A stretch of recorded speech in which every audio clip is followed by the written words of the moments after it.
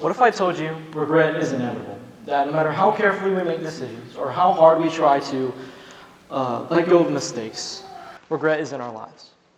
Imagine this with me. Imagine a backpack full of regrets that over time, as we go from our youth to our adolescence to our adult years and even our senior years, and over the course of many years, and I'd say about 100 to 200 years, many of us, including myself, may not be remembered in the way that we want it to be. Whether it being remembered from historical literature to family lineage, we may not be all that remembered in a passage of time. But as we share our experience with others, human emotions and connections, we learn that our values and stories that we share with others are more valuable than what paper could ever say about us. I want to share 3 real-world experiences that go over regret and its implications. Starting off with Daniel, a 26-year-old man that graduated from UC Berkeley with a master's in computer science. And he applied to a job, Internet of Things job, an IoT, that manages home appliances and kitchenware. And he was very excited in his first few years, but after a while, his job became mundane, not just because of what the contents of the job, rather it was because the job market became so saturated that he had to compete more and more for new hires. And eventually, he became distraught in his own thoughts. And he would go home late at night thinking, was this the right path to take? Did I really make the right choice? But then he took a second and stepped back and thought, regret isn't the choice itself, it's in how we carry it. Think about that for a second.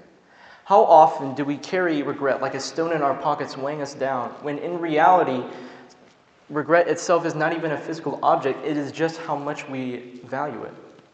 I want to go into the second story of Sarah. A current high school student that, like many young adolescents, has a struggle with online social media content. And that during her early years in middle school, she wasn't all that consumed in artificial social media. Rather, she used it to connect with friends, outreach, and share her love with her family.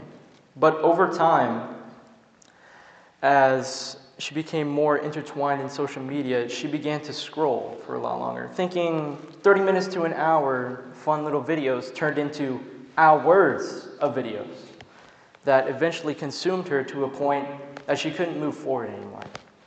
And she laid down and thought that she didn't have a way forward, stuck between a rock and a hard place, unable to move forward. But then she took a step back and thought, what could I do to move forward? She began to make small changes, whether that be limiting screen time to then managing assignments on time. It became almost rewarding in a sense. That in itself is how we move on from regret. I'd like to go on to the third story, a man James, a 46-year-old man, 2 kids, loving wife, and a all-around great life. But as he stood there, he was really never took initiative of his own life. He was guided along through his parents mentioning accounting, and he never really got to choose what he wanted to define himself as. And as we grow older through our lives, he was unable to find a clear distinction of himself. So fed up with all of this pressure that he had on him, he turned his phone off and simply went to go out on a walk in the park. And he sat down on a bench, disregarding all of life, and he saw an old man next to him, and he asked him, "What do you regret?" And he told him, "It was the things that I didn't do, not the things that I did." And he took a moment to process that. The things that he didn't do to improve his life. He began to make small goals, whether that be from talking more with his friends and family, to then moving on forward to define himself as a person. That is what he truly moved on from regret. Now I want to challenge you, the audience, Take regret not as a failure, but as a learning opportunity to teach others their own burdens and lift them from their own regret and their own positions stuck in between a rock and a hard place. Because at the end of the day, regret is inevitable, but being weighed down by it is not.